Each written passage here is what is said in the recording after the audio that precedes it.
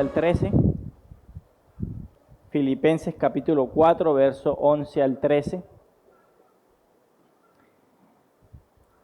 Dice la palabra de Dios: no lo digo porque tenga escasez, pues he aprendido a contentarme cualquiera que sea mi situación. Sé vivir humildemente y sé tener abundancia. En todo y por todo estoy enseñado, así para estar saciado como para tener hambre, así para tener abundancia como para padecer necesidad. Todo lo puedo en Cristo que me fortalece. Es un texto que conocemos y que lo escribió el apóstol Pablo probablemente cuando estaba en una prisión. Y mire qué interesante cómo él, a pesar de esa situación, él expresa estas palabras, y eso es lo que vamos a ver hoy. Yo creo que muchos de los que estamos aquí recordamos la crisis financiera del año 2008. Y es que el 15 de septiembre de ese año, cuando Lehman Brothers se declaró en bancarrota, no solo se desplomó un gigante financiero, también se desplomó la confianza de millones de personas que vieron sus ahorros evaporarse, sus empleos desaparecer y sus hogares embargados. Eso hizo que en los meses siguientes las tasas de suicidio aumentaran dramáticamente en los Estados Unidos y en Europa. Ejecutivos que habían perdido fortunas se arrojaban desde los rascacielos. Padres de familias incapaces de enfrentar la vergüenza de la bancarrota eligieron la muerte antes de explicar a sus hijos por qué ya no podían pagar la hipoteca. Y a pesar de que esto ocurrió en el 2008, algo parecido ocurrió después del 2020 en la pandemia. Y cuando usted va y mira las cifras de suicidio entre los años finales del 2020, 2021, 2022, la tasa de suicidios aumentó, y parte de la razón es que muchas personas quedaron en bancarrota, o sea, quebraron. La situación se puso muy difícil. Eso, sumado con el encierro, con la ansiedad, con tantas otras cosas, crearon una ola de suicidios. Y esta respuesta desesperada, mis hermanos, ante la crisis económica, realmente mostró algo en la naturaleza humana. Y es que cuando nuestras fuentes de seguridad material se tambalean, regularmente nuestra identidad también puede colapsar. ¿Por qué? Porque hemos puesto nuestra seguridad en lo financiero, en lo físico. Para muchos la pérdida financiera entonces representaba más que un simple revés temporal. Se trataba de un juicio sobre su valor como personas. Hay seres humanos en los que cuando ocurre una pérdida así financiera o hay escasez, ven su identidad comprometida. No son las mismas personas. La escasez entonces se convirtió en una sentencia de muerte existencial. Como cristianos, mis hermanos, nosotros enfrentamos esas mismas presiones económicas. ¿O acaso es que por ser cristianos no enfrentamos escasez? Sí, por ser cristiano también enfrentamos la escasez, enfrentamos presiones basadas en lo económico, y muchas de esas presiones también vienen de parte del mundo, porque el mundo nos está pidiendo cosas. Estás consumiendo redes sociales y te están vendiendo cosas. Sales al centro comercial y ves avisos en los que te están vendiendo cosas. Y si no tienes dinero y tienes a tus hijos pidiéndote cosas, entonces va a ser muy difícil poder afrontar esa realidad del mundo. Entonces, nuestros empleos, hermanos, pueden perderse. Es normal que suceda. A veces estamos como muy arraigados a un empleo, y decimos, no, ¿quién me saca de aquí? Dios puede sacarte de ahí. Dios puede decir un día ya, ¿verdad? Entonces nuestros empleos se pueden perder. También nuestras inversiones pueden quebrar. Ese negocio del que usted dijo, esto no hay manera de que se quiebre, se puede quebrar también. O nuestros recursos se pueden acabar, nuestros ahorros, lo que hemos guardado por años. Pero entonces la diferencia no radica en estar exentos de realidades financieras, sino en cómo nosotros interpretamos estas experiencias y cómo respondemos a ellas. Si usted se ha dado cuenta, toda esta serie de escuelas dominicales acerca de cómo responder a problemas difíciles o a temas difíciles, son realidades que todo el mundo vive. Y lo que busca esta escuela dominical es presentarnos cómo nosotros, como creyentes, debemos responder a esas realidades que nos vamos a encontrar en nuestro caminar. Y que es posible que la apliquemos para nosotros, pero es posible que puedas enseñarle a otro, que puedas instruir a otro para saber cómo responder en esos momentos. Entonces, ¿es la escasez siempre evidencia de juicio divino? ¿Lo han escuchado? ¿O deberíamos asumir que la dificultad económica indica en pecado no confesado o de falta de fe? La Escritura, hermanos, presenta una perspectiva de escasez que en realidad esa situación de escasez se puede convertir en una herramienta en las manos de Dios para nuestro crecimiento espiritual, pero también para enseñarnos a ser buenos mayordomos. Entonces miren esas dos ideas. El Señor puede permitir la escasez con el propósito de Él utilizar eso como una herramienta para nosotros crecer espiritualmente. O también lo puede utilizar para que nosotros podamos ejercer una mayordomía sabia y una confianza en Él de provisión. De que no somos nosotros, de que no es nuestro trabajo, de que no es yo que me levanto a las 5 de la mañana y trabajo todo el día hasta las 7 de la noche y yo soy el que estoy proveyendo. No, es Dios quien está proveyendo a través de tu trabajo. Entonces, en medio de esta clase de escuela dominical vamos a ir respondiendo acerca de cómo se ve eso en el cristiano. Y hay una palabra que vamos a ver bien interesante y lo leímos ahorita, allá en Filipenses capítulo 4. Dice en el verso 11 Pablo, no lo digo porque tenga escasez, pues he aprendido a contentarme. ¿Han escuchado esa palabra contentamiento?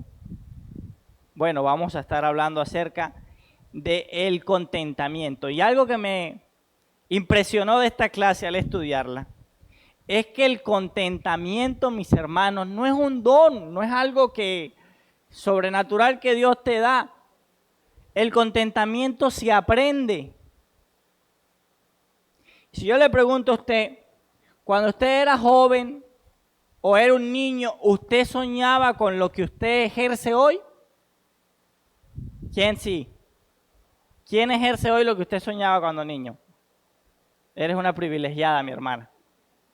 Porque muchos tal vez soñaban ser muchas cosas, pero Dios ha permitido que aprendamos otras cosas y que nos desempeñemos en otras cosas. Entonces, cuando usted empezó ese trabajo no sabía lo que está haciendo ahora. Usted aprendió a hacerlo.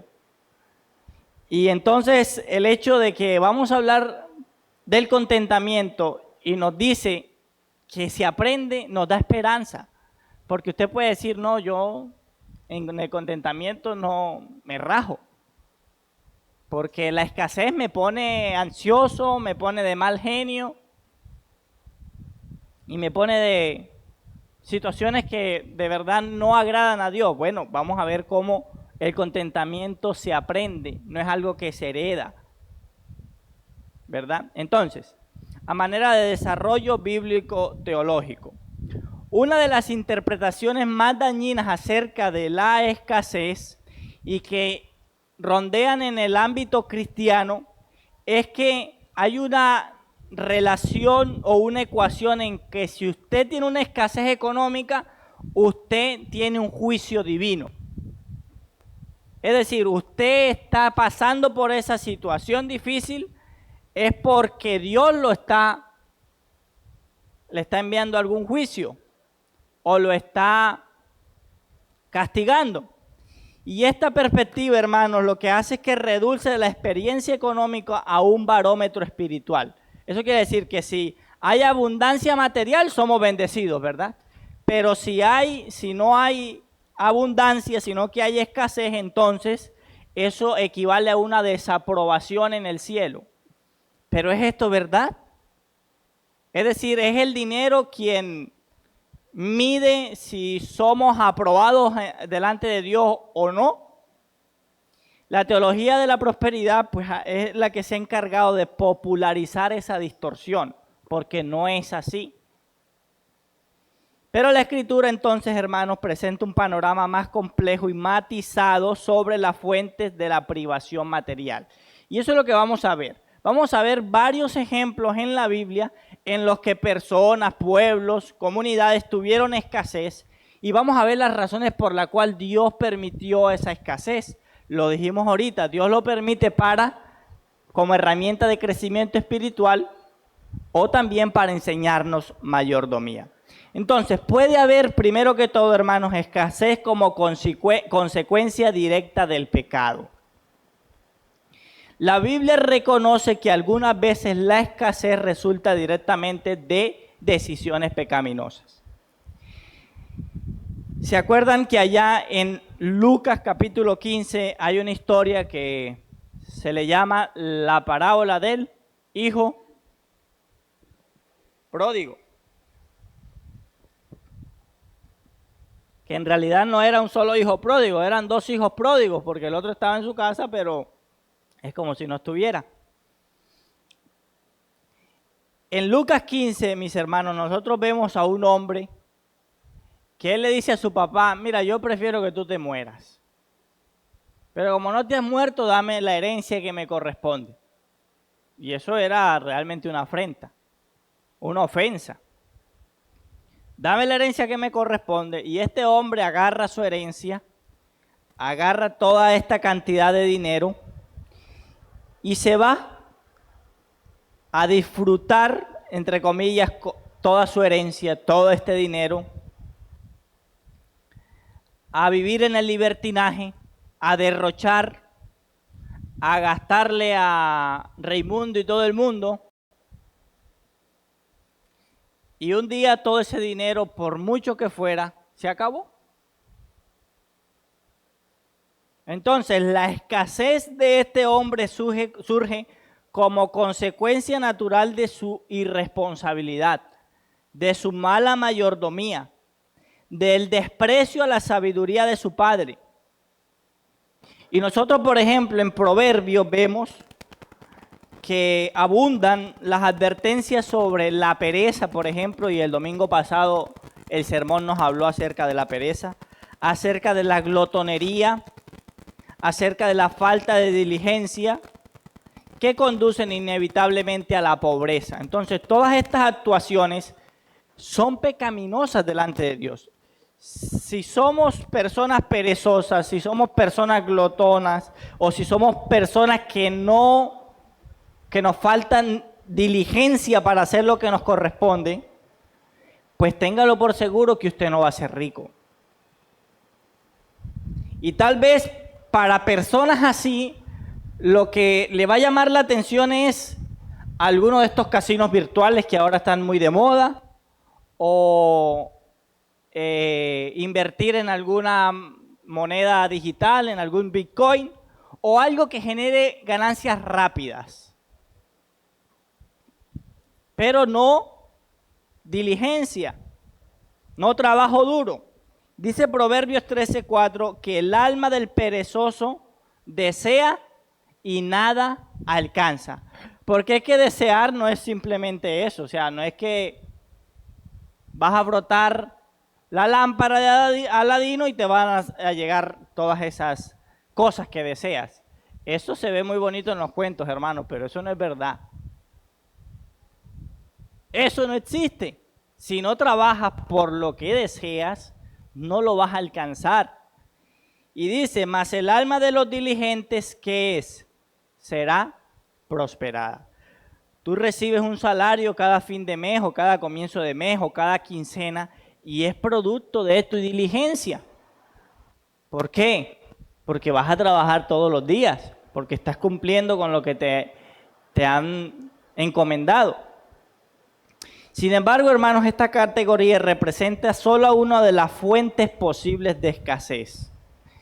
Y es que asumir toda privación económica refleja pecado personal, constituye una grave distorsión de la enseñanza bíblica y puede llevar a los creyentes a añadir condenación innecesaria al sufrimiento legítimo. ¿Qué quiere decir, mis hermanos? A pesar de que este hombre, su escasez vino producto del pecado, no podemos adaptar esto y generalizarlo de que la escasez para todos nosotros viene producto del pecado.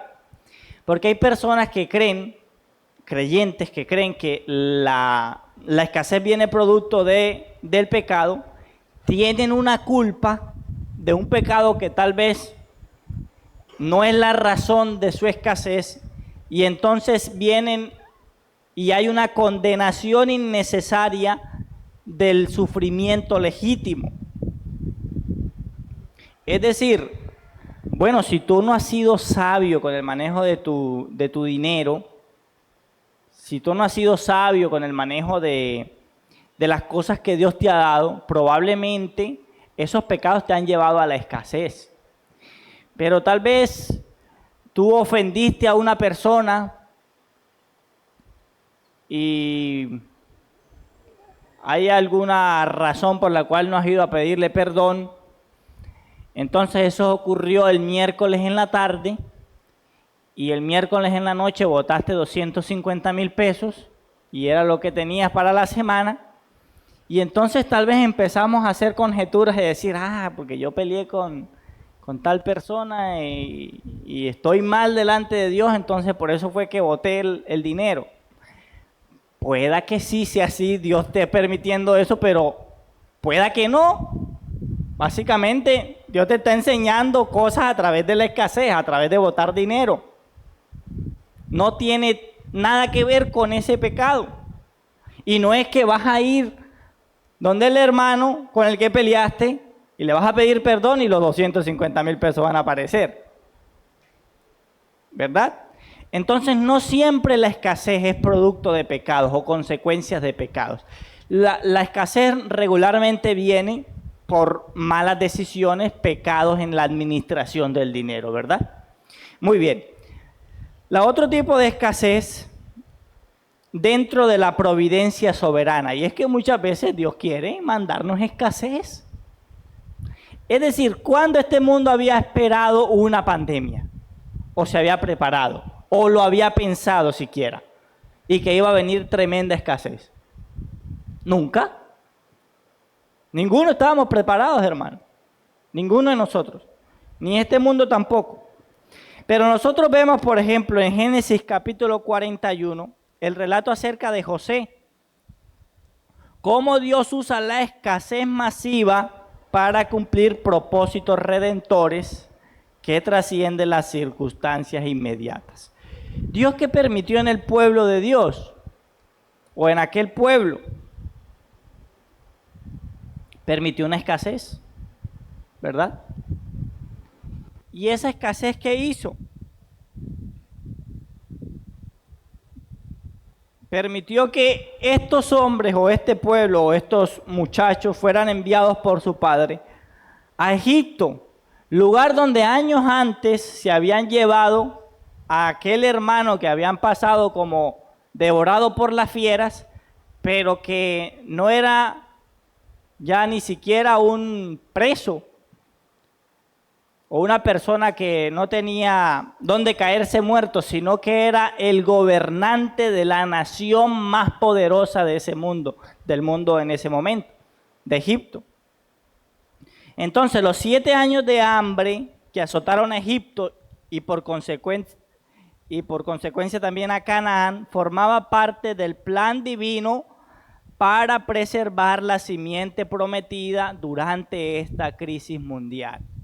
Dios permitió esa escasez para que el pueblo fuera allá, y Dios permitió también que estos muchachos se levantaran contra este joven y lo vendieran y él fuera allá, y preparar todo para que cuando su pueblo estuviera en escasez pudiera llegar esta familia allá y poder preservarlos, porque Dios lo que estaba haciendo era preservando a su pueblo, que en ese momento todavía no tenían un lugar físico, pero ya eran una nación.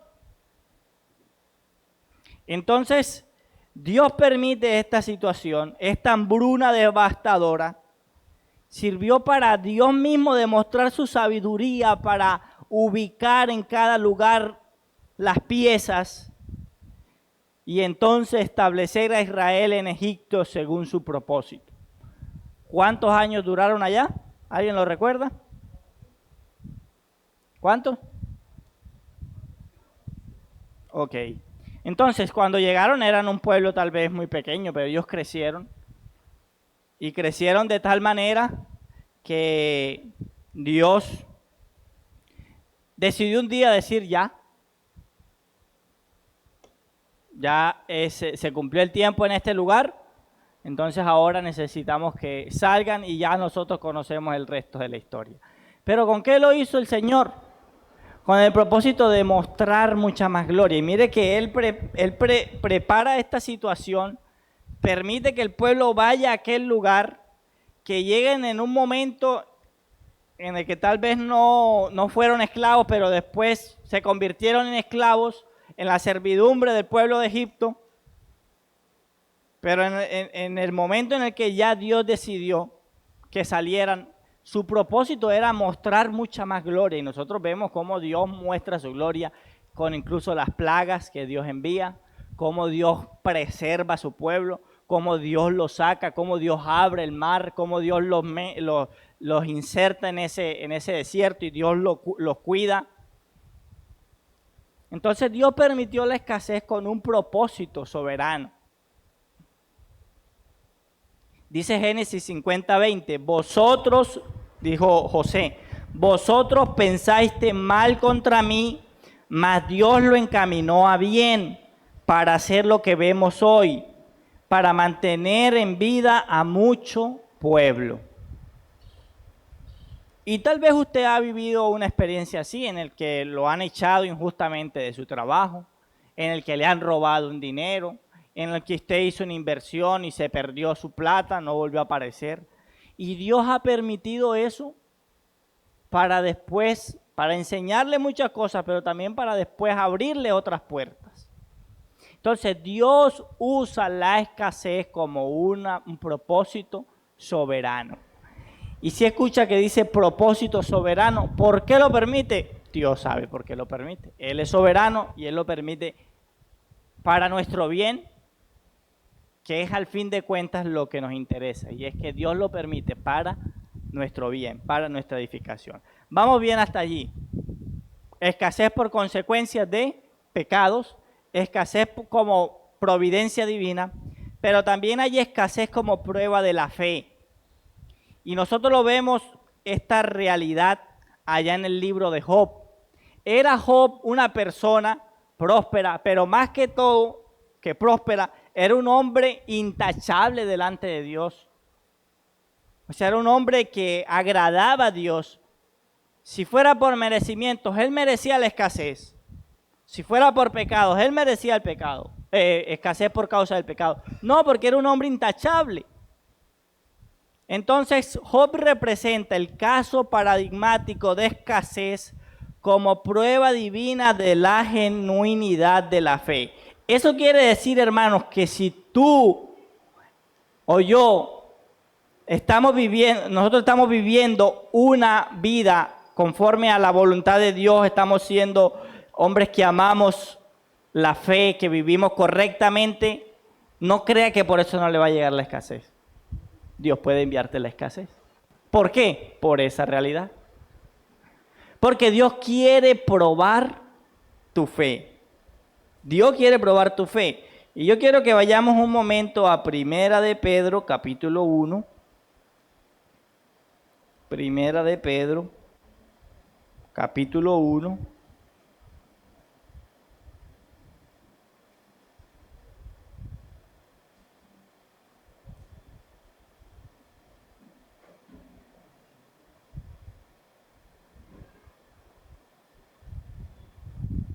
Dice el verso 5, mediante la fe ustedes son protegidos por el poder de Dios para la salvación que está preparada para ser revelada en el último tiempo, en lo cual ustedes se regocijan grandemente, aunque ahora, por un poco de tiempo, si es necesario, sean afligidos en diversas pruebas, para que la prueba de la fe de ustedes, más preciosa que el oro que perece, aunque probada por fuego, sea hallada que resulte en alabanza, en gloria y en honor en la revelación de Jesucristo. ¿Qué nos está diciendo este texto? Que nuestra fe puede ser probada, y puede ser probada para ver si es oro. Porque el oro, hermanos, cuando entra a prueba de fuego, pues lo que hace es que no se elimina, sino que, o se reduce, sino que más bien elimina la escoria, lo que no es oro, y se purifica más.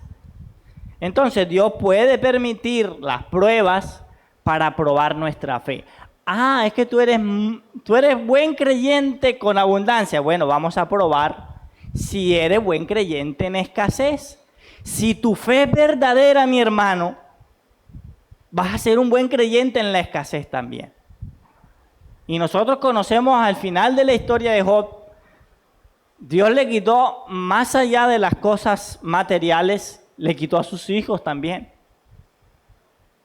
Le quitó la salud, pero Dios le devolvió todo eso. Tal vez los hijos que le quitó no los pudo devolver, pero le dio otros hijos. Entonces la escasez puede venir como prueba de fe. La provisión de Job sirve propósitos que trascienden, o la privación, de Job, sirve propósitos que trascienden completamente su comportamiento personal o condición espiritual. Y mire que cuando los amigos de Job intentan correlacionar su sufrimiento económico con pecado oculto, Dios mismo los reprende, porque nosotros leemos que Job era bien aceptado delante de la presencia de Dios. Era un hombre íntegro. Y Dios reprende a los amigos porque básicamente era una interpretación simplista. Y entonces el libro de Job establece categóricamente que la escasez puede existir sin relación causal directa con la conducta del creyente. Dios nos puede probar de esa manera. Puede probar nuestra fe. Entonces eso más bien debe ser un motivo de oración para nosotros, hermanos, y es que cuando seamos probados, que el Señor nos permita que nuestra fe sea probada, pero que preserve o que permanezca. ¿O acaso usted no ha visto, o tal vez usted vio en todo su caminar como creyente, mira a esta persona que yo la veía, que era bien consagrada con el Señor, que era tremendo predicador, y usted hoy la ve ahora, está en el mundo? ¿Qué pasó? Su fe un día fue probada y su fe no estaba en Cristo Jesús. Y como no estaba cimentada en Cristo Jesús, aquel zarandeo o aquel momento difícil o aquella escasez lo que hizo fue que lo volvió al mundo. Entonces, escasez como consecuencia directa del pecado, escasez como providencia soberana, escasez como prueba de fe, escasez entonces ahora como disciplina paterna amorosa. La Biblia nos muestra que Dios también muestra casos en los que Él usa la privación económica como disciplina correctiva para restaurar a su pueblo. Por ejemplo, en el exilio babilónico incluía despojo económico masivo, pero funcionaba como disciplina paterna diseñada para quebrantar la idolatría israelita y restaurar la devoción al verdadero Dios. Como todos sabemos, el pueblo se había desviado y se había incluso dividido en dos reinos. Y ellos empezaron a combinarse con otras naciones y fueron invadidos por otras naciones, naciones paganas, y empezaron a olvidar la adoración, empezaron a construir lugares altos de adoración a ídolos. Y entonces Dios, en medio de ese declive del pueblo, pues Dios permite una recesión económica, los despoja de su dinero, porque si hay algo que ha caracterizado al pueblo de Israel es que ha sido próspero. Es decir, usted hoy en día, usted los ve y son hombres que tienen, y es una nación que es muy inteligente, que Dios le ha dado una posición realmente que es de admirar, pero Dios también les ha permitido que se despojen o que los despojen de su economía y de su riqueza. Por ejemplo, Oseas 2:9 dice, dijo Dios, por tanto yo volveré y tomaré mi trigo a su tiempo y mi vino a su sazón y quitaré mi lana y mi lino que habían de cubrir su desnudez. Está diciendo ahí el Señor, los voy a dejar como Dios lo trajo al mundo. Los voy a dejar sin nada. Y esa fue una de las conclusiones, lo que básicamente Job pensó cuando Dios le quitó, ¿verdad? No llegamos aquí con nada. Y nos vamos a ir sin nada, hermano. Yo quisiera ver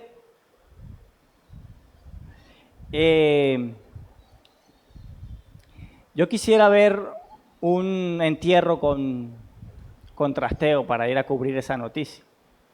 Pero no ha ocurrido, hermano. La realidad es que nosotros nos vamos sin nada. Todo se queda aquí. Y esta disciplina económica surge del amor paternal con metas relativamente claras. Por ejemplo, Hebreos 12:6 dice, porque el Señor al que ama, disciplina y azota. Mire que esa palabra es, ¿está escuchando usted? Azota a todo el que recibe por hijo. Bueno, este texto no lo podemos presentar en muchos círculos ahora porque tal vez nos llevan a la cárcel. Pero la realidad es que si el Señor ama, Él disciplina y azota al que recibe por hijo. Lo dice la Biblia. Dios puede disciplinarnos. ¿De qué manera? Con la escasez, y nos puede azotar bien duro. La escasez disciplinaria busca quebrantar patrones destructivos y restaurar relación correcta con Dios. Mi hermano, tal vez Dios está permitiendo una escasez en tu vida para que despiertes. Te está azotando duro para que puedas decir, oye, yo voy en un mal camino. El Señor me está cerrando las puertas. Mire, mi papá era el último hombre que yo creía que se iba a convertir al Señor. No había esperanza de que ese señor se convirtiera a Dios. Católico, apostólico y ocañero, porque romano no era ocañero. Ferviente seguidor de la única virgen que ha aparecido en Colombia, que es la Virgen de Torcoroma. Yo iba con él todos los sábados al Cerro del Agua de la Virgen. Él le decía a mi mamá que él le permitía entrar a sus hermanos que eran cristianos porque eran sus hermanos, pero por ser cristianos no entraban a la casa. Él decía que prefería que le ofendieran su mamá y no que le ofendieran la Virgen. ¿Y sabe qué Dios permitió para que él viniera al Señor? La escasez. Fue lo único que quebrantó ese corazón duro. Y le digo cuál fue la doctrina que mi papá primero entendió: el diezmo. Se le había enseñado de todo. Mis tíos que eran pastores le habían enseñado, mi mamá, todos. Un día el Señor le empezó a cerrar puertas, entró en escasez y un tío le dijo: pero mira, es que nosotros estamos llamados a ser generosos delante de Dios. Y eso fue lo que le entró a mi papá. Y esa puerta él la abrió y por ahí entró el resto. Y Dios lo salvó. El 1 de junio cumplió 15 años de ser cristiano. Entonces, mis hermanos, Dios puede permitir la escasez con un propósito, más allá del que nosotros podemos esperar. Dios nos puede disciplinar de esa manera. Pero también viene escasez como costo del discipulado. Y ya hemos visto en semanas anteriores que el Señor nos manda a no solamente ser discípulos, sino a hacer discípulos. Y usted dice: Señor, yo quiero ser un discípulo tuyo y quiero hacer discípulos para ti. Bueno, es posible que por ser un discípulo venga escasez para tu vida. Pablo experimentó privación económica regular como resultado directo de su fidelidad al Evangelio y las demandas del ministerio apostólico. Segunda de Corintios 11:27 menciona hambre y sed como parte normal de su experiencia ministerial. Él pasó por momentos difíciles y era un apóstol, muy diferente a los apóstoles de hoy en día, ¿verdad? Que son imposibles de alcanzar, que entran por la puerta de atrás, que se demoran 45, una hora, minutos aquí en el púlpito y se van por la puerta de atrás con su esquema de seguridad muy diferente a los apóstoles del Señor. Vaya y pregúntele: ¿usted ha pasado hambre y sed? Señor, reprenda al diablo. Porque como lo decíamos ahorita, la escasez para ellos está relacionada a juicio divino. Y esta escasez no refleja un juicio divino, mis hermanos, sino el costo de seguir fielmente el llamado de Cristo en un mundo hostil al Evangelio. Y es que, ¿qué esperamos? Si nosotros estamos predicando el Evangelio, mi hermano, nosotros no vamos a ser exitosos en este mundo. Si esa era una idea que usted tenía, yo aspiro cantarle la canción Me caí de la nube en que andaba. Porque ese no es el propósito nuestro en esta vida. Es decir, nosotros no estamos aquí para ser exitosos. Pueda que Dios se lo dé a uno entre 1000. No sabemos si esté aquí el que Dios le quiera dar. Pero si Dios le da, no es para que esa persona se engrandezca, se enorgullezca, sino para que apoye el avance del Evangelio. Para que sea un buen mayordomo. Entonces, los primeros cristianos frecuentemente enfrentaron persecución económica, confiscaron sus propiedades, fueron excluidos de gremios comerciales. Entonces, esta privación surge específicamente de su identificación con Cristo, por ser cristianos. Y nosotros lo vemos que ellos estaban tranquilos en Jerusalén, todos viviendo, predicando y todo era tan perfecto, ¿verdad?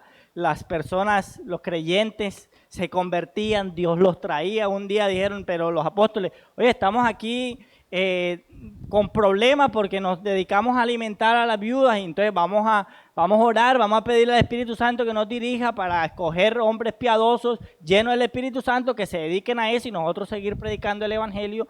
Y todo estaba como tan perfecto, ¿verdad? El poder de Dios revelándose en esos momentos, hombres siendo y mujeres siendo sanados, el Evangelio creciendo, pero un día Dios dijo, un momento, pero es que el propósito es la expansión de mi mensaje. ¿Y les envió qué?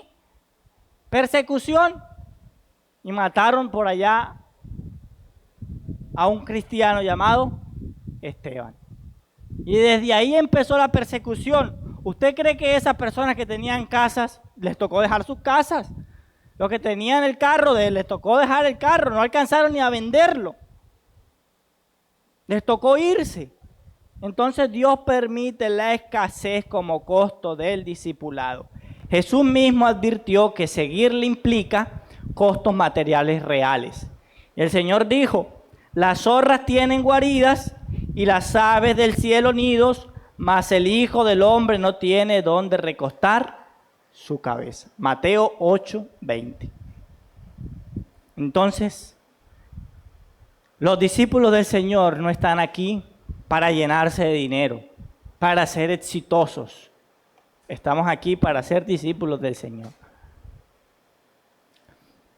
Y si el Señor no tuvo ni siquiera dónde recostar su cabeza, ¿usted recuesta su cabeza? ¿En qué la recuesta? En una almohada de comodísimos. Y usted duerme profundamente. Bueno, el Señor no tenía dónde recostar su cabeza. Es decir, nosotros tenemos mucho más de lo que el Señor tuvo en este mundo. Escasez como, eso no fue pago, hermanos. O sea, eso no hay publicidad política, aquí publicidad pagada ni nada. Escasez como herramienta de santificación. Y ya esta es la última de las razones por las cuales viene la escasez. Finalmente, mis hermanos, la Biblia presenta la escasez como escuela divina. ¿Está escuchando? Escuela divina. ¿Uno va a la escuela a qué? A aprender. Dios usa la escasez como escuela divina donde los creyentes aprenden lecciones espirituales imposibles de adquirir en abundancia constante. Imposible de adquirir en abundancia constante. Hay cosas que la aprendemos, hermanos, es en la escasez. Y Pablo testifica en el texto que leímos al principio que él había aprendido.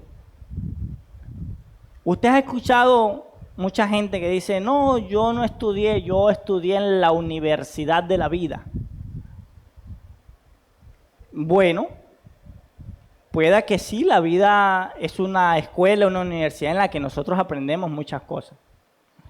Lo que pasa es que muchos de ellos dicen que no fueron a una escuela, tal vez porque no quisieron, o entonces que ellos aprendieron fue de otras maneras. Pero mire, que Pablo había aprendido el contentamiento a través de la experiencia directa de escasez y de abundancia. Hermanos, usted ha visto, Mariano, tú que eres abogado, ¿cuál es el signo que representa la abogacía? Una balanza, ¿verdad? Entonces, la balanza está nivelada. Pero el tema del contentamiento es algo así como que cuando estamos en... Es un punto medio en el que nosotros llegamos y y estamos en ese lugar o en ese equilibrio. Es solamente cuando tenemos abundancia y escasez. Porque si usted solamente tiene abundancia, ¿cómo va a estar la balanza? Va a estar desnivelada y como siempre vas a tener abundancia, entonces cuando tengas escasez no vas a tener contentamiento. Entonces Dios permite que tengas tanto escasez como abundancia para que se nivele las cargas y puedas estar en ese punto central en el que podamos tener contentamiento. Y es lo que Pablo dice: yo he sabido vivir o he aprendido a vivir tanto en abundancia como en escasez. ¿Cómo es más sabroso vivir? Lógicamente más sabroso vivir en abundancia, hermano. No vengamos a engañar aquí y a darnos látigos, ¿verdad? Pero Dios permite la escasez también para enseñarnos cosas. Por ejemplo, para saber valorar lo que tenemos cuando Dios nos lo da. Y a veces cuando estamos en la crianza, como que no queremos darle todo a nuestros hijos, así lo tengamos. ¿Por qué? Porque queremos enseñarle que hay cosas en las que debe haber privación, que todo no es así por pedirlo y ya. La privación económica expone ídolos financieros, revela la profundidad de nuestra confianza en Dios y desarrolla músculos espirituales de la prosperidad constante, que la prosperidad nunca fortalecía. Es decir, mire que tal vez tenemos ídolos, tenemos pecados que los vamos a ver es cuando estemos en escasez. La viuda de Sarepta experimenta esta dinámica cuando Elías le pide su última comida. ¿Había escasez? Por supuesto. Su disposición a compartir en medio de escasez extrema resulta en provisión milagrosa continuada. La escasez funciona como contexto para demostrar y desarrollar fe, generosidad y dependencia a Dios. A través de la limitación material aprendemos a distinguir entre necesidades genuinas y deseos superfluos o que no son necesarios. Experimentamos la suficiencia de Cristo en toda circunstancia y desarrollamos el contentamiento que Pablo dice allá que es como gran ganancia cuando se combina con piedad. 1 Timoteo 6:6. Entonces, mis hermanos, Dios permite la escasez para que podamos aprender y podamos estar en un nivel en el que vino la escasez. Bueno, estoy contento. Yo sé, hermanos, que eso es un nivel alto de entendimiento del Evangelio. Pero se aprende. Se aprende y ya Pablo lo había aprendido. Finalmente, mis hermanos, las respuestas bíblicas a la escasez. Entonces, independientemente de la fuente específica de la escasez, la Escritura prescribe respuestas conscientes que honran a Dios y benefician al creyente. Y eso es lo bueno, que Dios todo lo permite para gloria suya y para beneficio nuestro. Y estas respuestas combinan actitudes internas correctas con acciones externas sabias. Por ejemplo, ya lo vimos, el contentamiento aprendido. Yo no estudio, me echaba la pata al hombro y cuando llegaba al examen, como era creyente, no había estudiado nada, sobre todo en los exámenes de matemáticas. No sabía nada, hermano. Y yo empezaba a orar, todo lo puedo en Cristo que me fortalece, todo lo puedo en Cristo que me fortalece. Y no pasaba nada. No pasaba nada. Adrián, no estudiaste.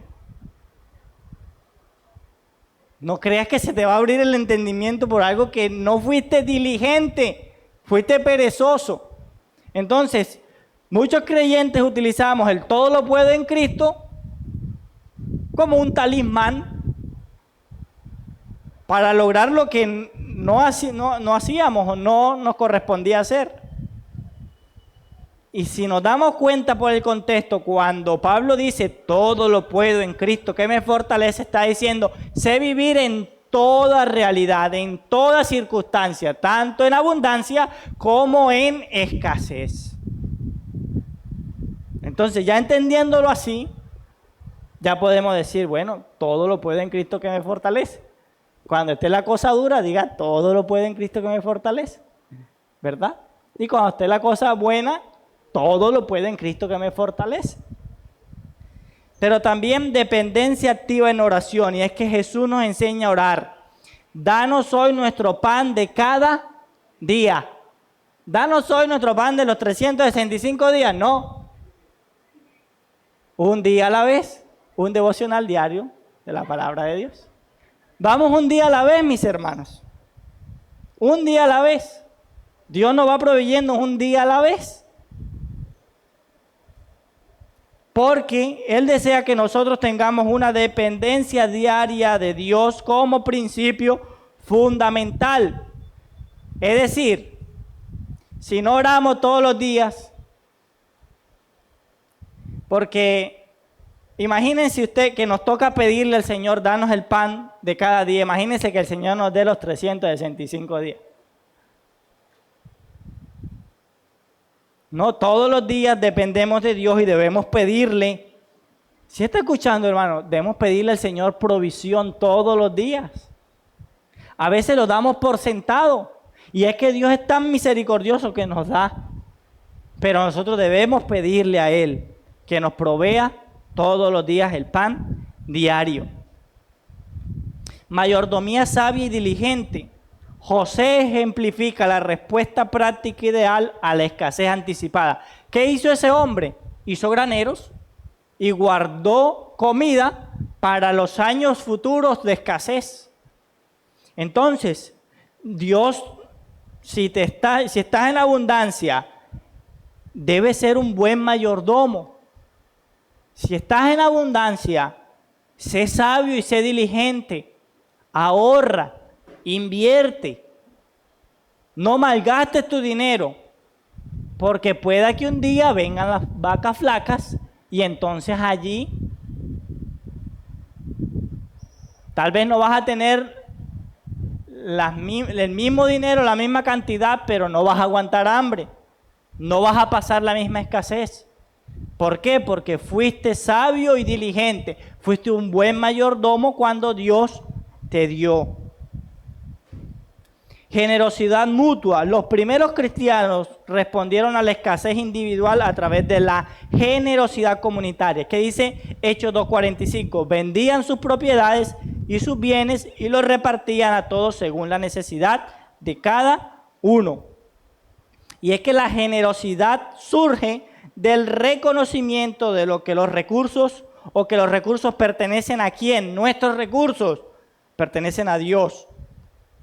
Y deben ser administrados para el bien común del cuerpo de Cristo. Búsqueda del reino primero. Jesús establece prioridades claras en Mateo 6:33. Mas buscad primeramente el reino de Dios y su justicia, y todas estas cosas os serán añadidas. La escasez, entonces, hermanos, puede purificar nuestras prioridades, revelando que verdaderamente valoramos el reino de Dios y su justicia o las cosas que queremos que sean añadidas.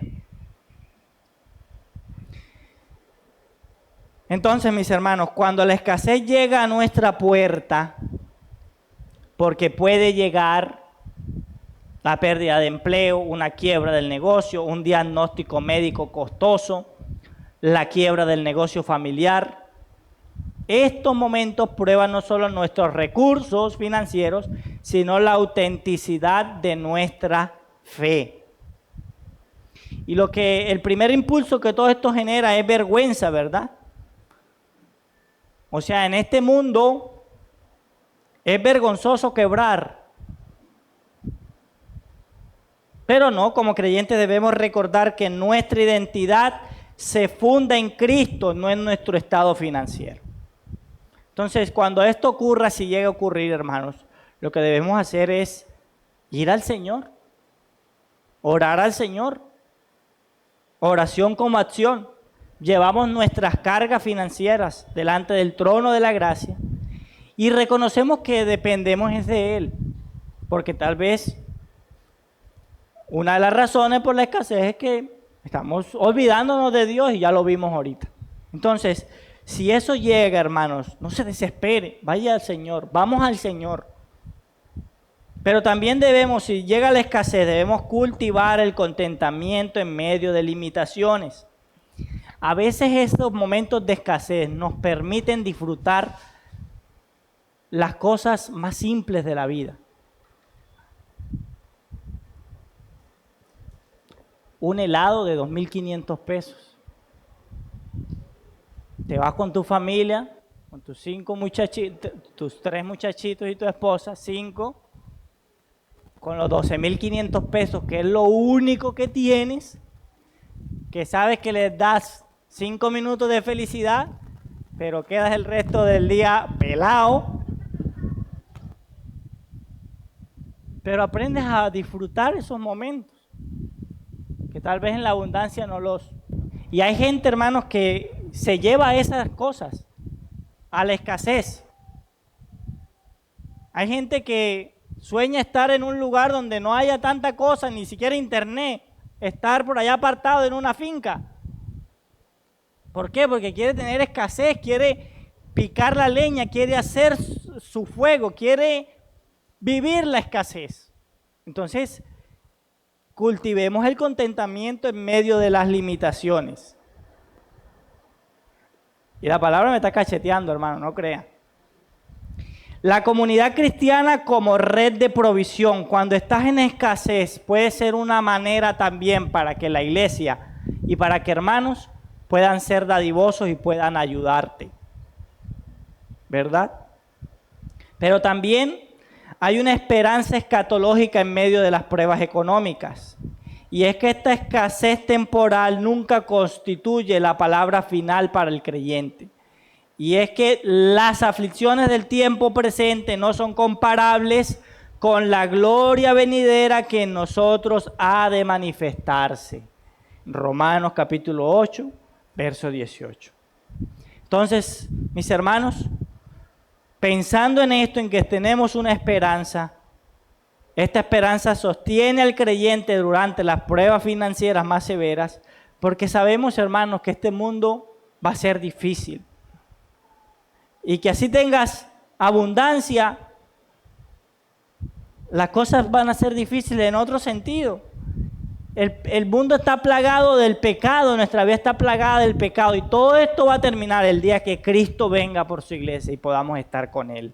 Y esa debe ser nuestra esperanza. Mientras tanto, la escasez presente puede funcionar como recordatorio de nuestra condición de peregrinos y nuestra dependencia última de Dios, que nunca falla en proveer para nuestros hijos, o para sus hijos, perdón. No he visto justo desamparado, ni que su descendencia mendigue pan. Es la palabra de Dios. Dios, aún en la escasez, va a proveer a nuestras necesidades. Oremos. Gracias te damos, Señor, por tu tiempo, por este tiempo, Señor.